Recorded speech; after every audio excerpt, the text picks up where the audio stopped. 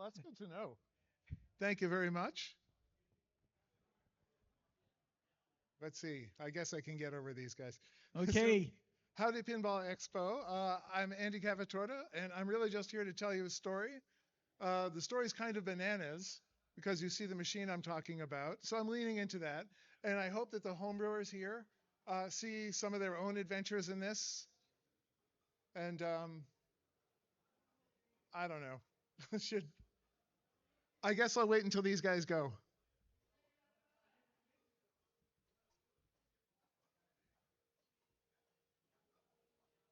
All right. Yeah. Nice to see you. Oh, amazing. I get one. Whoop, my cards. All right. Thank you so much. That's wonderful. All right. So, howdy, Pinball Expo. I'm Andy Cavatorta, and I am just here to tell you a story. It's about this machine that you see running over here in the back. I hope that the other homebrewers here kind of see a bit of their own adventures in this because it turned into the story of, well, a chapter in my life. So, I've got a bit of imposter syndrome up here. The world of pinball was new to me before this project. So most people here know more about pinball than I do. Feel free to give me unsolicited advice if you see me out there. Um, but I'm also no longer a total pinball outsider because I built only one game, but it's a whole lot of machine. As you saw there, it combines like 17 computers and 75 switches and 115 solenoid actuators and uh, so I'm going to talk about how I build things like this. And more importantly, I'm not a pinball outsider anymore because I've been all the way through what I found a pinball therapist, what my pinball therapist calls the 7 stages of homebrew pinball. You should know the warning signs. So I wish someone could have told me about these. So I'll share them with you here as a cautionary tale. So first, a bit about me. I'm from Brooklyn. I'm a sculptor. My medium is machines. So I imagine all sorts of machines and I build them for museums and galleries and composers and whoever's paying. So I'm sort of a professional beginner. And I'm always taking on projects that I don't know how to do at the beginning. Like my first mobile robots were a swarm of 20 that painted on the floor. My first electronic musical instrument was this big crystal based synthesizer that's in use in Austria. Made a couple of underwater musical instruments for some clients. One set design with some mechanical projectors, kinetic sculpture for the MIT Museum, musical instruments for Bjork. And so my homebrew ordeal began with a mysterious message from a stranger in Mexico. They said that they were with Banco de Mexico, Mexico's version of the Federal Reserve Bank. Um, and they were creating a new museum that was about money. And they were asking if I could contribute a piece about a concept that I'd never heard of. So I had to do some reading. The double coincidence of wants is an economic concept invented by economists who are trying to imagine how people traded goods and services before the existence of money. And it goes like this. Like imagine that like you want a tapestry and you have 7 sacks of what I can only assume are mayonnaise here. And you would take your sacks down to the town square and you look for someone with a tapestry who needs to make 700 sandwiches. And this is the double coincidence. Both people need to have what the other wants, and both people need to want what the other one has. Sort of like how I make novel machines and my client literally prints money. So I think we're going to get along just great. And this is how I fell into the first stage of homebrew, irresponsible fantasizing.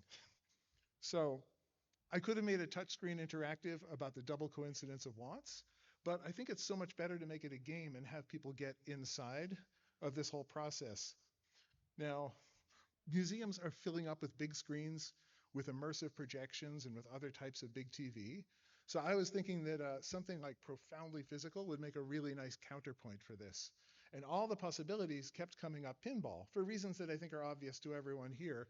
Everyone loves pinball, even if they've never played it. And everyone more or less understands how to play, even if they've never played before. And I don't want people to have to read instructions.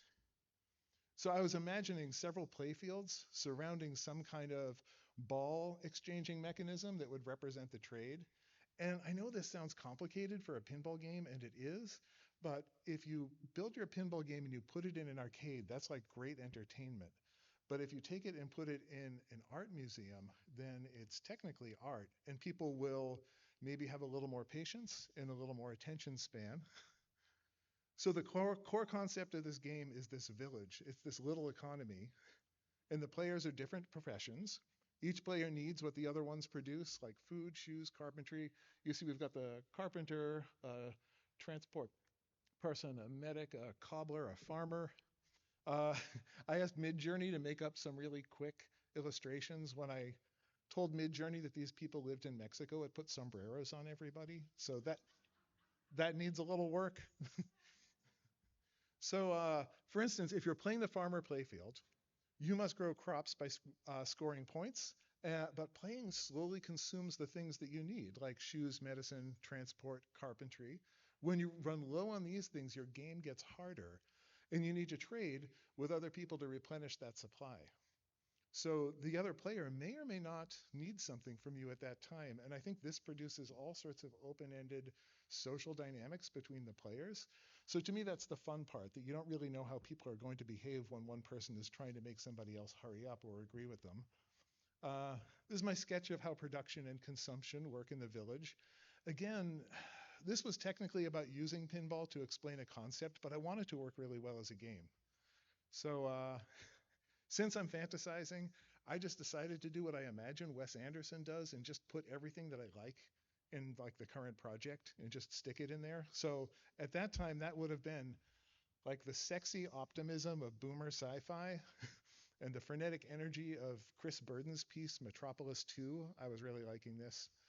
The weird spiritual intensity of big science, the haunted beauty of all this New York steelwork that I saw every day, and this typeface. I like this one at the time.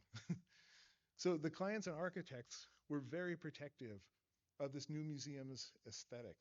Uh, and on a Zoom call, they asked me what the game's, what it would look like. And I didn't have any sketches, but I had a really good subjective sense of how it was going to feel. So I told them that it would be like a math rock musical version of 2001, A Space Odyssey, directed by David Bowie, and cocaine. And they all nodded. They were fine with this. And I think I got a little of all these things in the final game. So irresponsible fantasizing works great. Also, I was feeling pretty good at that point because I'm not really going to have to build this. See, I know this total chump that I can force to do anything, and his name is Future Me. Like, I just talk big and sign contracts, and that guy has to go and do all the work, so it's not my problem. I've never met him. That's probably for the best, because past me and future me clearly are not friends. Uh, that leads me directly into second stage of homebrew, denial. Now, this could involve deceiving someone else, like, honey, I'm just drawing pictures. I promise I'm not making a pinball game. But I think more often it involves self-deception, like, they were making pinball in the 60s. How hard could it be? But like also the 1960s. Or it won't require that much space, but wrong again. Or I'm sure my trusted, intrepid regular crew is going to be available during the pandemic. So I was making this in 2021 in New York, which was a ghost town at the time. Also, every imaginable supply problem. Anyway, so with my two big sacks of like fantasy and self-deception, I was marching right into the third stage of homebrew, the one we all know well, toil and discovery. So I don't know anything about pinball or designing a game, and I don't know anything about, I don't have a big enough studio. I don't have my crew, but I do have a deadline about 20 weeks out. So like check, check, check. Everything's going according to plan. Um, First, I need a bigger studio. I knew of an old empty building. It's decades out of code. There's no heat. There's no certificate of occupancy. Sounds fine. You just hand a guy an envelope with cash in it once a month. So we clear out the rubble. We start painting, put up the tools, put up the storage, assemble the new CNC router, make the electronics bench, and we are ready to go. A new pinball workshop. So every new project is like this dark forest of possibilities when you go into it. And there's so many possible good and bad outcomes on the other side. This diagram was about as far as I got before I had to commit to a general direction. And I was still figuring out the details, but I understand like the sound, the chimes and displays go overhead. And there's a bunch of play fields that surround some kind of thing that exchanges balls. And of course, a cabinet wraps it all. So where do you start? If you know what you're doing, you should start prototyping right away. And if you don't know what you're doing, you should start prototyping right away. This is what I teach people in my studio. And so we start on the cabinet because that's going to decide the dimensions of everything else. For most projects, I build a level 0 prototype that's just like a full-size cardboard maquette. And it's a really fast, cheap way to discover things about your design at the beginning of the process instead of at the end. So you can often make one of these like in a day with scrap materials and tape. Uh, so a good prototype answers questions that you had not yet thought to ask, like how does it feel against the body? How does it feel to interact across this table with other people? And what is the right height for this overhead display? Do the play fields in the overhead feel like they're connected? Can I see the exchange matrix from everywhere? Also, I want to be able to fit mobility devices, mobility devices at this game. So we get a lot of impressions and we adjusted all the dimensions and we changed the prototype of cardboard for the prototype of wood, and all the other components will be designed to fit in these dimensions. And this is our first few days of the game. Next, we have to start on the playfields because I don't know what I'm doing. I've never done this before and our time is short, and I know that this is something that usually requires a lot of knowledge. But I've got a process for working in new territory that I teach people in my studio, and I call this prolific prototyping. So if rapid prototyping is about spending as little time as possible prototyping, prolific prototyping is about building prototypes relentlessly from the first day of the project until very near the end. So instead of doing what they teach you in school, where you have sequential phases like research and design and engineering and then prototyping and then production, our phases are just full generations of built prototypes, one after another, as fast as we can make them. And the research and the design and the engineering and all these processes all happen concurrently, and they all remain open and evolving throughout the whole project. So we're using prototypes sort of like soundings in an uncharted water to discover the sort of hidden landscape of opportunities and impasses. We're using it to sort of find the way forward. So yeah, all early prototypes should look like they were assembled at gunpoint. This is what I teach: quantity over quality. Usually some aspect of a prototype has to be precise or correct, but everything else can be totally janky. So we use scrap material. The goal of our second prototype here, well, that's our first prototype. I just wanted to know how to mount these assemblies and how to power them up. And if you've never done it, there's a bunch of stuff to learn. So you sort of have to go through this phase, and it's good to do it as quick as possible. So the goal of our second prototype was to have something we could play. Now this won't be a good game, but we still have a lot of things to learn. So I'm thinking about the farmer's game, about rows of drop targets, like rows of corn, like the old Atari Breakout game. People who design games are already looking, understanding why this isn't going to work, but I didn't know until I built it. Also, something about the pinball wiring process is always giving me this sort of illegal mortuary vibes. But here's our very first time playing it before we got all the drop targets installed. All right, Noah, you got the circuit boards all running? Yep. It's so basic. It's a bit of a jungle under there. It's so fun. A little more over here. More over here. Big stack of software on this computer. And gonna multi-ball it. You go ahead. So we're trying to put about one of these, do about one of these per week, just so that we can like make a lot of progress and see them really fast. It's always the wiring, of course, that takes the time. So another week, another fast, janky prototype. We learned everything that's wrong with trying to do that with the drop targets. I think I could solve it, but I'm not going to because that feels like going sideways instead of going forward. So I couldn't get to play games during the pandemic, so I had so little research that I could do, and there's not a lot of New Yorkers who have them in their places because your apartment's smaller than the stage up here for most people. So I was also learning just by looking at all the photos and doing research about the shots and the angles that like everything in pinball is made of details. Every angle and every little dimension matters. So it was time to add some precision. So my usual CAD genius, Jeanette Subero, was busy. She was out of town. So I had to do all the CAD work myself. But I don't know how to do this stuff. I didn't have time to learn it, but I already had too many learning curves going on, and I'm already working 7 days a week. And this is the only path forward. So at this point, I don't know if all homebrewers find this, like you start to feel actual despair about the project at some point. I was starting to understand that one's nemesis could be a project rather than a person.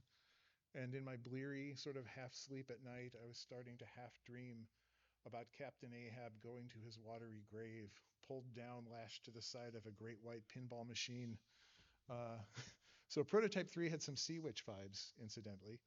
Uh, More fast and disposable wiring. We were using the multimorphic driver boards at this point. If anybody wants raw Python drivers for the multimorphic boards without Mission Pinball Framework or any of that stuff, let me know. I think I've got the only fully cleaned up code base for it. So again, it's not a good game, but it's a lot better, and we're learning stuff really quickly, and we can knock them out in a week.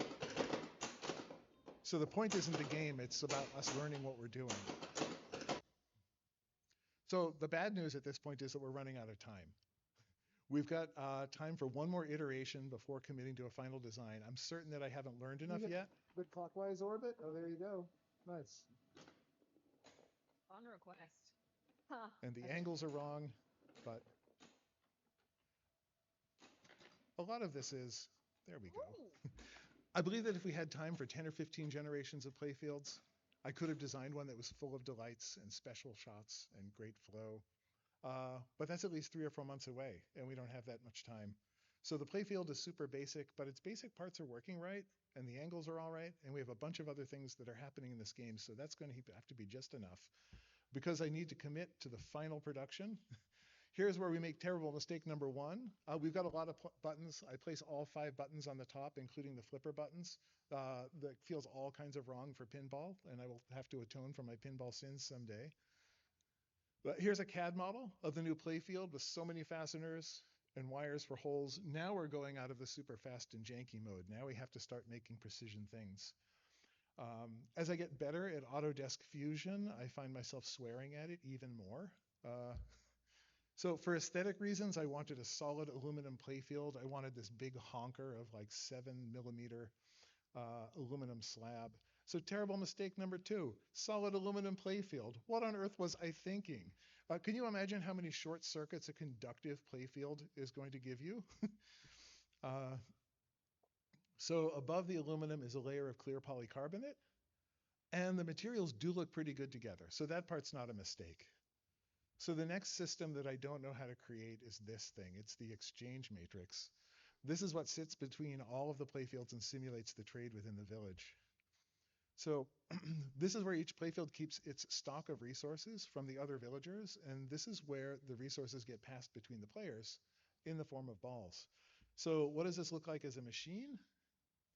The first test is just my motion control system. I believe I've designed all the circuits in the software the right way, but I'm going to build it all out just to verify it so I can stick a fork in it. And I want to see how fast it is and how precise, and if I've made any problems for myself. So the electronics and the mechanisms must be correct and precise, but the structure could be made out of cheese, like literally if need be. I'm just using a lot of scrap wood. You can see the motors and the spider couplers and the bearings. And here's my late night test. I wasn't actually trying to synchronize it, but it kind of did.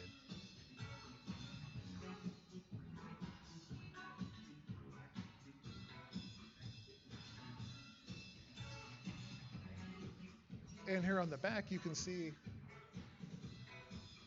the spider couplers and the bearings, the motors, the absolute encoders, the rotary encoders for position, and the 3 closed-loop motion control systems from Robotech, and a Raspberry Pi, and our power distro. So with the motion control sort of working and verified, we start on making a better structure. And I'm feeling good because this one's going to be so clean. It's going to be so organized. Here are the slip rings. You can see it's already looking like NASA made it. So all of the signals in the lighting and the sensors and the solenoid signals all have to pass through these rotating electrical uh, connections, those gold slip rings. But so much cruft is on the way. So the circuits that control the carousels have turned out to be quite a bit. And that's what we see like starting to pile up around this machine. And the whole thing is getting kind of hectic, but it's also getting done. So I may be outrunning this whole sense of Captain Ahab doom that I started with. So all this is really about the carousels that are going on top. So the idea is that each carousel can rotate boundlessly in either direction. They all hold balls and they all pass balls between them. So I took my lessons from a couple of prototypes and made a CAD model in a mountain of stinky polycarbonate sawdust. So many layers, so many parts, so much soldering.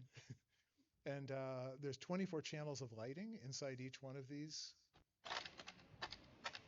And here's our test.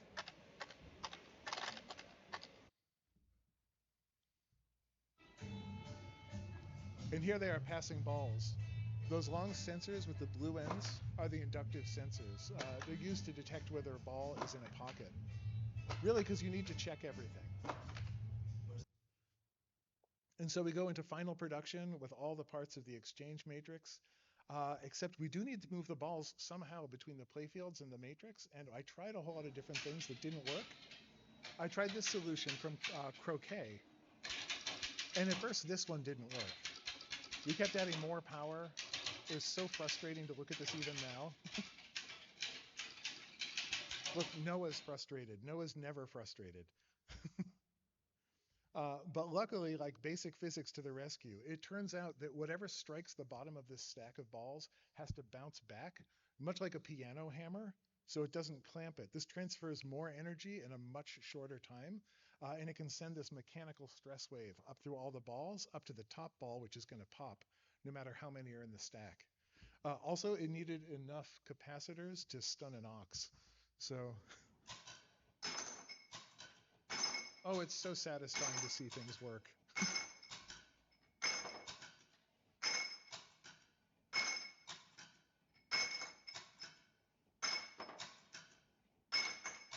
If you see by my knuckles down on the right, you can see the trapped ball that's bouncing back. Ha-ha. So and all together now. Out of the stack. Into the pocket. Back out of the pocket, into the stack.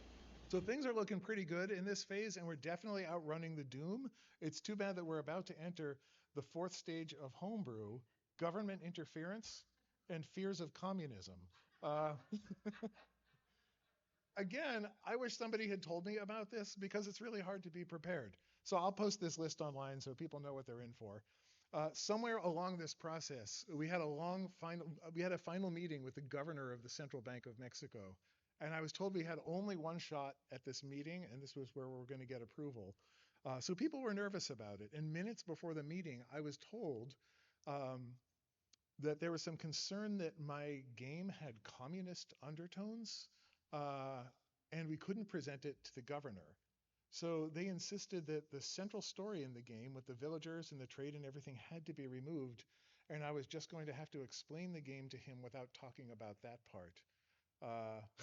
I never got a proper explanation for this. I pressed many people to explain like who made this decision and why, but they were kind of stonewalling. So they dictated that we would replace the story of the production of barter within the village somehow with pictures of different fruits. So to recap, the purpose of the game is to explain the double coincidence of wants. The narrative about the village is developed around that whole concept to bring it to life and show it. And the game is developed around that whole narrative. And the machine that has been designed and engineered and we're building is around that game. So I'm being told to remove the story at the core of all of this and to make the rest of it make sense without the story. So this is terrible mistake number 3, removing the story at the very center of the game and replacing it with something fruit, I don't know, you figure it out. At this point, I started thinking about Captain Ahab again. This was taking me to a long place. I started asking my girlfriend all the time, like, what would Captain Ahab do? You know? But I found a good quote. I know not all that may be coming, but be it what it will, I'll go to it laughing. This seems like a healthy attitude, actually. I think Captain Ahab is probably a good role model for all of us in homebrew pinball. The dude's kind of unflappable, and he's unstoppable. So I just have to keep going, and we've got 2 more systems, and I'll try to think of something along the way. So sound design, there's an overwhelming number of fantastic options for sound design. I didn't want to do anything retro just because I don't want to make anything fake old because I don't want any part of this to be fake. And I didn't want to do anything that was futuristic just because nothing ages faster than yesterday's futurism. And I'm okay with yesterday's futurism, but I'm not okay with watching my futurism become yesterday's futurism. So I just want to make things that feel like they're from the present moment in a timeline where things went a little differently, where we preferred physical things to virtual things. And I really wanted some tubular bells in there because of that horror movie soundtrack. So uh, I tried steel, I tried copper. Here's my test with aluminum tubing with walls of varying thickness. The best sounding tubes would have been like 400 pounds of chimes hanging overhead like this like sword of Damocles over the entire game. So I want this to be good, but I also want to be able to sleep at night. So I went with some lighter chimes with a slightly plinkier solution. Each one of these 25 chimes is cut a little flat and then trimmed down to sharpen the pitch just a little bit at a time until it's in tune. That means it's wrong. Yeah.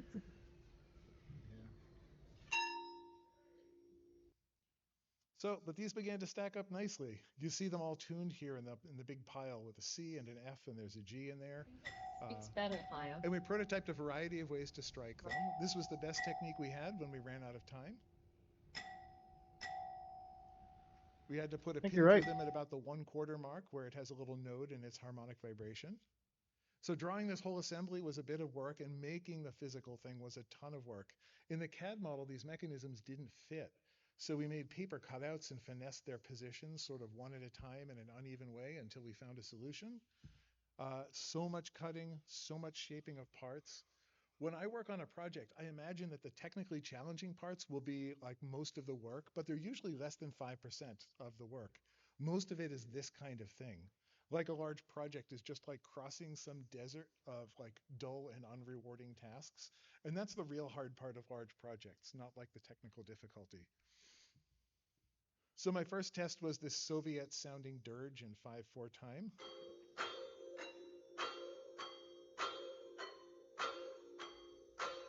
Now, it's no lullaby, but I mean, everything works.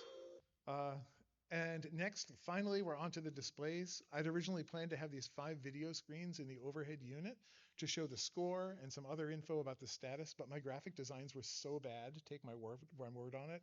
They were like, I hated all of them. And so I had to introduce some more constraints. So I made the displays profoundly physical like everything else. So graphically, that took a lot of options off my plate, which made it easier to make something good. I really love Nixie tubes because everybody loves Nixie tubes for that 3-dimensional physicality that they have, but they're too small and they're too nostalgic for this project. So I created these 3D displays out of layers of edge-lit acrylic. And I took lessons from a few bad prototypes and created these displays using this unreasonable intensity of light from these long LED strips. They all looked good, but the big challenge was keeping it all from melting because the LED strips consumed massive amounts of power. So we're off to the races. I etched 35 acrylic plates with a CNC router, putting the numbers and letters in them. And here we are demoing to our fabrication partners who are visiting up from Mexico City. And I was so happy with these demos that I pronounced this a final design, so we're cruising now. Now we're in 5 stage out of 7 of the homebrew pinball final production, or the last 10% is another 90%, which I think you all know. So it's time to jump hurdles. The displays are labor intensive, but they're hard to assemble, but it's just work and time. And we need to cut so much aluminum and polycarbonate, and we're working the graveyard shift because the CNC router just has to run 24 hours a day. So we had a lot of this sort of first-person shooter aesthetic happening in the middle of the night in most of the work.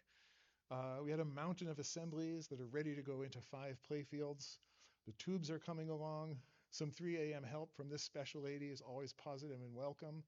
But you know what comes at the end of all of this, homebrewers, you can feel it coming, right? The dread. Oh no. No, not the wiring. I hate this part. I hate this part on every project. Is there any worse part of a project?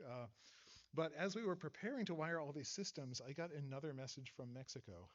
Terrible mistake number 4. Surprise, we're moving everything to Mexico City early. So that's worse. That's worse than wiring. Wiring without a workshop and in another country. So there's concern that this whole machine might get held captive in customs for months. So I'll be finishing the final assembly, the circuits, the wiring, and the software all in Mexico City. So I hope they have a good pinball supply source there. I say this as a foreshadowing and as a joke to anybody who knows Mexico City pinball. So we pack it up and I head to Mexico City to finish there. You can see it's a lot of crates. But I'm lucky to land everything here at Ardemu. That's our fabrication partner down in Mexico City. They're a firm that builds out museums, and they're going to finish all of the steel and glass for the cabinets because there's no practical way to ship this cabinet anywhere. Anyway, they're gracious hosts, and they are full of ingenuity and flexibility, and they help out with a lot of our details and our wiring. And I'm trying to get a head start on software as each bit of hardware is finalized. So random animals from the neighborhood drop by for treats and pets. I really want this vibe in my own studio. I kind of adopt a cat that we named Mantequillo or Butters. So this is Ardemu's steelwork, which is precise and very studly. You can dance on it. I told them that was a requirement, so we did. And here's Rogelio with the bottom cabinet. He's half of the couple that runs Ardemu. So everything that comes out of this grimy workshop, it comes out looking like it came out of a high-tech clean room, and I have no idea how they do it. So while they did the steel, I worked on the lighting under the playfields. I test the software that creates all the animations.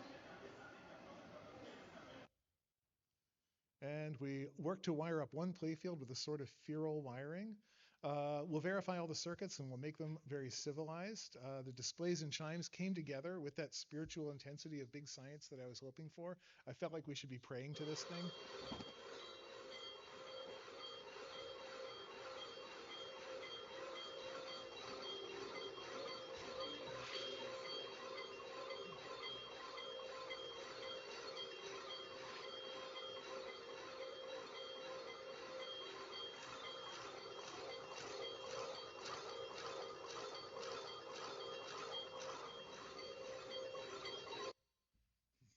Anyway, I could start to see the whole game come together in real life. And this cutaway shows the playfields and the exchange matrix inside. And just when I thought things were looking good, I was drawn into the 6th phase stage of homebrew, which is getting out alive. In my case, this involved acts of God, hospitalizations, and wild dogs. When we moved the production to the fancy new museum that was under construction, all of our progress seemed to run aground, like Mercury went retrograde or something. So I tried to keep progress going in the only way I know how, which was working harder and sleeping less and sleeping less. I'd never fallen asleep on my standing up before. I'd never had stress-induced psoriasis before. I was burning my health to finish the project. I ended up in the hospital with altitude sickness because Mexico City sits at over 7,000 feet. And I ended up in the hospital again for the side effects of the medication. And there was an incident in which I was fighting off a circle of a bunch of circling wild dogs with a big stick. And it's too long to recount here, but I may have shouted, "I'm just trying to finish a pinball game." So I plan to be in Mexico City for 3 or 4 weeks, managing the installation, finishing up the software. But I was there for over 4 months. I found some black beans sprouting in the sink drain at my Airbnb, so I planted them. And I've been on long installs before, but never so long that I started growing crops. Oh, and pinball's illegal in Mexico City. Nobody thought to mention this. So I was working the graveyard shift from 6 p.m. to 3 a.m. with all the guards who walk around with their assault rifles in their hands because there's gold everywhere. It's the central bank. Some nights I was refused entry for no particular reason. Some days I couldn't reach the venue because of lines of riot cops. This last part seemed to be normal. You just sort of can't get there from here. Not today, or at least in that summer. And there was an earthquake while I was down there. I ran down all these flights of buckling stairs to get out into the street, and there were people out there holding their cats in the rain. and all the long streets were shimmying and people screamed and the sky flashed with all that electrical discharge you get above an earthquake. And I found myself thinking that if this game was destroyed in the earthquake, I could go home. The crops are really coming along, though. I had occasional help from local folks with the wiring, which was so appreciated. There were thousands of circuits. Look at this crap. You know whose fault this is? This is past me doing this to me. I hate that guy. And the feral wiring all had to be replaced with civilized wiring. Here's Andres with his head in a place I started calling Crappy Narnia. I mean, I'm sure there are worse places to do wiring, but this is bad enough. I mean, it's not a contest. I'm amazed by how deep inside this game a person could slip. I assume we got everybody out. And there's so many nights like this just methodically calibrating with this weird feeling like you're at sea and you're swimming and you're hoping you're swimming towards land. Like, this should have worked. This all worked in the CAD model. Why does it not? Is it ever going to work here? And more calibrating. I'm just testing all the switches here. Not all of them work. Also, you see this mango in here? Apparently, it's participating in a barter economy somehow. So. I've got an interesting question for you. And this kind of thing. When we touch the game, the SPI chain freaks out. How many conversations do you have like this if you do homebrew? There's endless haunted like touching issues. Not. So, big mistake number 5. At some point in this long process, I was told to redesign the game again to add money as a theme and contrast it to barter, using fruits as a metaphor once again. So, you know, the whole point, honestly, of being an artist and why I'm an artist rather than a designer is that the clients don't get to interfere with your plans or your process. So, like, what would Captain Ahab do? I like that he's like, I am past scorching. Not easily canst thou scorch a scar. And I'm like, dude, so inspiring. A human scar. You get me. I'm going back to my original plan. Oh, I'm sorry, I'm giving up on my original plan of explaining the double coincidence of wants. Like, all paths to making this game make sense have been thwarted, and I just need it to be done. But the tests and calibrations are coming together. Boy, it's overwhelming just to look at this again. I haven't seen this in 5 years. I have to bring this up with my pinball therapist.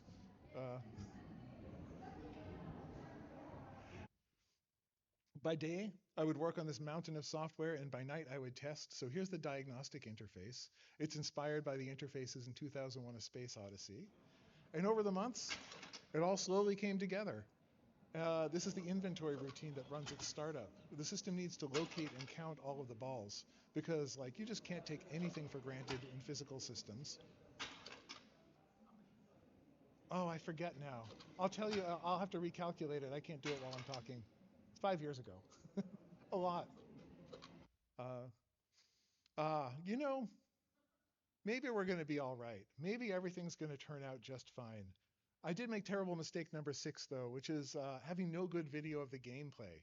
I have hundreds of close-up photos of electrical connections. I have lots of phone videos of gameplay that I shot for diagnostic purposes, but I never got like a proper glamorous video of it all playing. I basically worked on it around the clock until the night that I flew back home. So I think Ahab would approve, saying, "To the last I grapple with thee."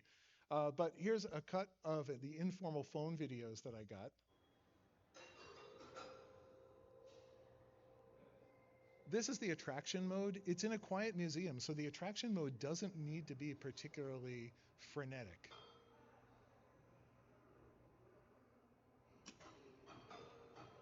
But once one player pushes the start button, it starts to get a little bit frenetic because it's trying to grab more players within 25 seconds.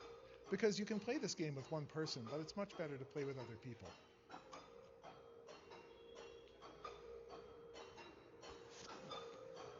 And there we see.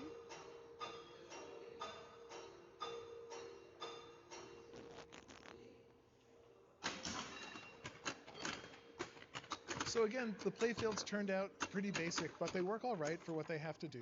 And we've got multiple layers to the game with the trading and whatnot. So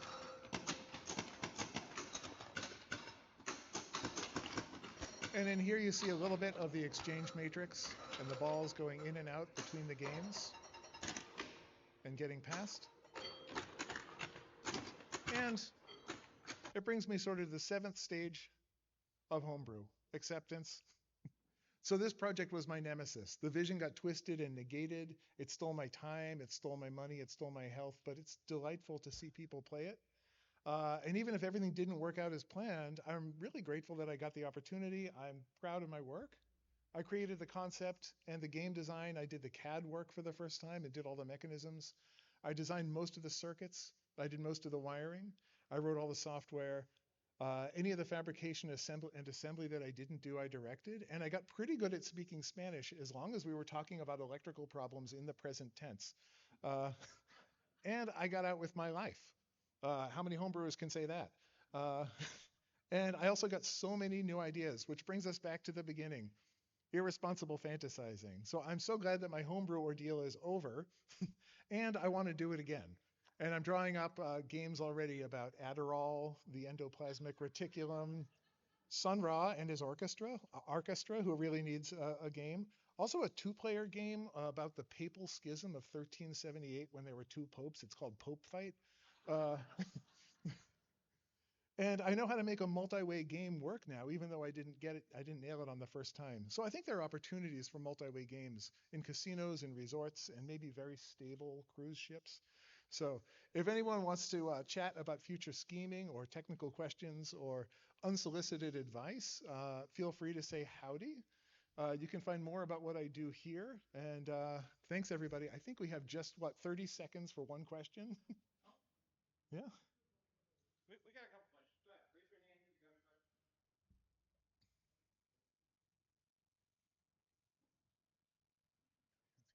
a question. Andy, this is amazing. How much did you ever figure out what all this cost? Oh, my side of it, which didn't include the fabrication of the steel table, was about 360,000. I spent almost all of that paying other people, but I still did most of the work myself. That's how you can turn money into time. We did the first part in 20 weeks, and then I was in Mexico City for like 16 weeks.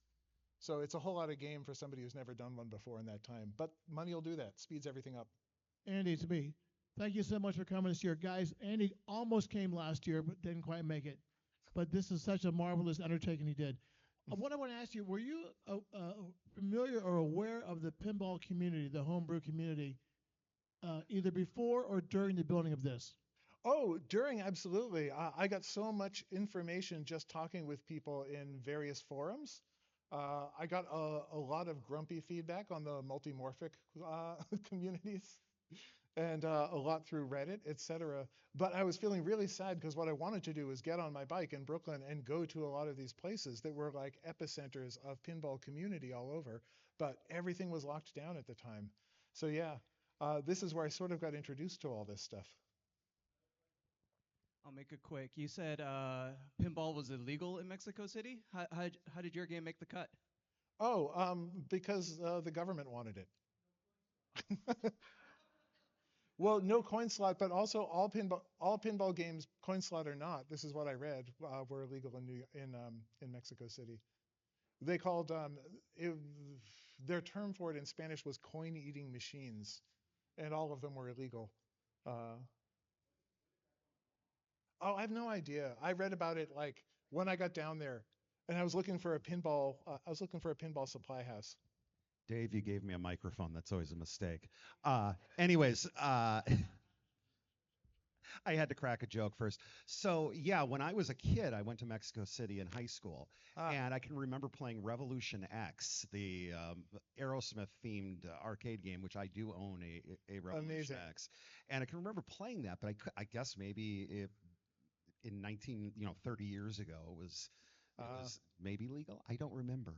The photo that I found when looking that up doesn't look that old. It's a color photo. And they had color photography when you were young. I'm not implying anything. We had a seminar about the Mexican pinball situation yesterday. You missed it. Oh, I'm sorry. What was the question? Oh. Ladies and gentlemen, give a round of applause for Andy.